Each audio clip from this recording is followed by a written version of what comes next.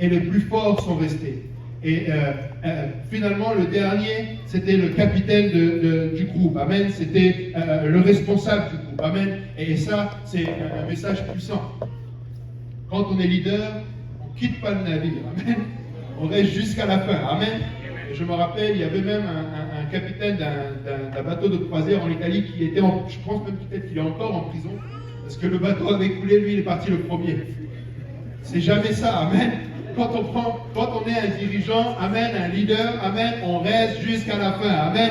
Il n'était pas le plus jeune, il n'était pas le plus fort, mais il est resté parce que c'était lui le leader, amen. Alléluia. Mais une chose que vous allez remarquer, c'est qu'ils sont restés 69 jours sous terre. Certes, ils avaient de l'eau, certes, ils avaient des choses déshydratées pour pouvoir manger, des choses comme ça. Mais une chose que tu ne pouvais pas leur envoyer, c'est la lumière du jour. Il n'y avait pas de lumière sous terre.